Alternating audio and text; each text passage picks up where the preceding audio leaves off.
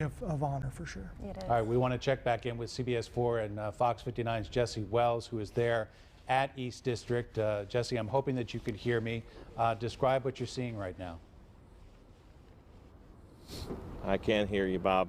And as you saw, the procession here outside of East District headquarters pulled in just in the last 5 minutes or so and continues. Obviously a shorter procession than we are used to in the past. Most of these are IMPD squad cars. In the past, when we watch some of these police processions and we see hundreds, if not sometimes thousands of police cars, those cars come from all over the state of Indiana, all over the country sometimes, some cities big and small. These are mostly IMPD squad cars. These are East District officers. These are executive staff members. These are members of Breanne Leath's recruit class that have come here to pay their respects and take part in this procession.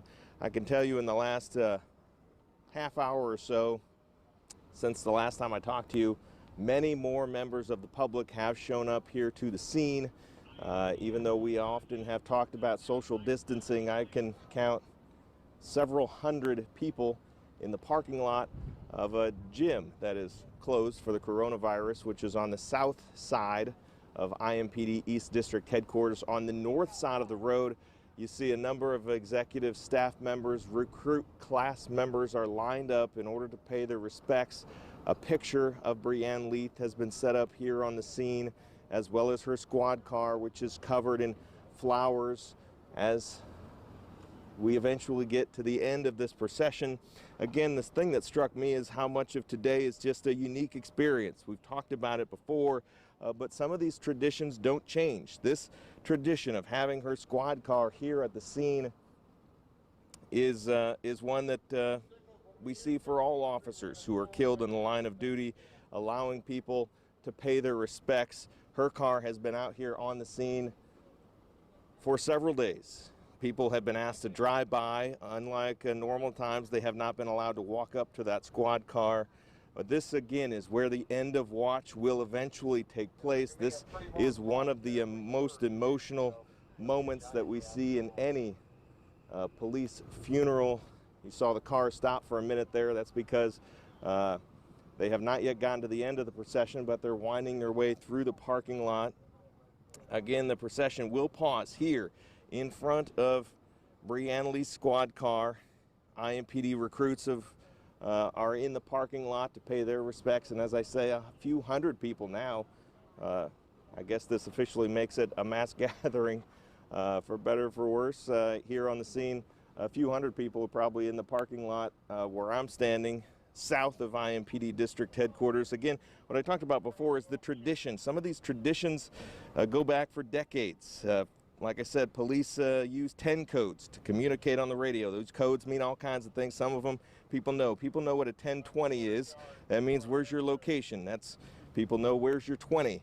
The 1042 means that someone is going to end their tour of duty. It's not just for Breanne Leath, not just for the day. This will be her final end of duty, signifying that she is now off duty. Her end of watch has come. And as we get to the end of the procession, of course, we will have that very emotional sound as soon as it happens. Back to you guys. Jesse, I have one quick question before we let you go. The end of watch is given by a dispatcher. This will have very special meaning in this particular case because Bree Leath's mother worked as a dispatcher as well. Talk to me a little bit about that and about the emotion of it, especially in this case, considering the family connection. Well, that's absolutely right. Of course, the 1042 is often, you know, they make the signal. The signal comes back empty. There is no response, in other words, from Breanne Leath, and therefore she is signed off of her duty. But oftentimes we do see that they will speak a few words about the officer, the kind of person she was. We've heard a lot of that over the last few days. She wasn't just an officer, she was a young mother. She had law enforcement in her family. Her dad, her mom, both members of law enforcement for many years. She has a young son who now unfortunately will have to grow up without his mother.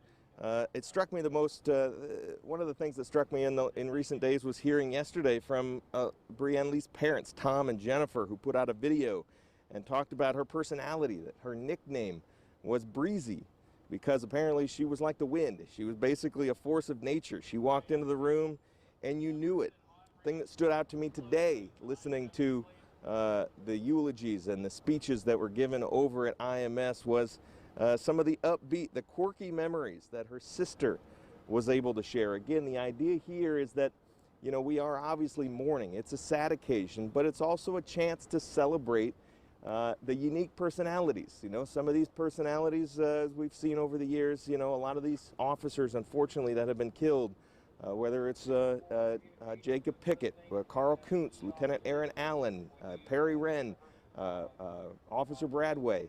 These officers all have different personalities. They all have different family lives. Officer Brianne had a young son, and she had, like you said, parents that worked in law enforcement. So obviously she, you know, her story is different. We celebrate her story while still also mourning her loss. And again, this funeral procession, although it's shorter than what we normally see, as I said, I remember standing a few years ago out when they honored Deputy Jacob Pickett, and those law enforcement cars, I saw cars from agencies I honestly had never heard of across the state of Indiana and across you know, varying surrounding states.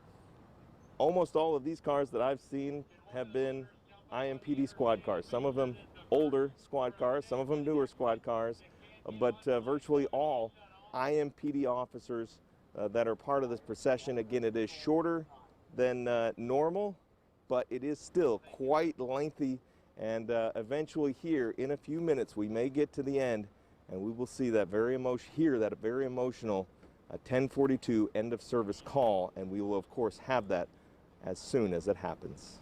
All right, Jesse, thank you very much. We'll let you get into position as we await the carriage to pull up and pause there at East District for that 1042 end of watch call. We'll bring John Perrine into our conversation right now. John, talk to us a little bit, give us some perspective on how emotional this end of watch, this last call will be.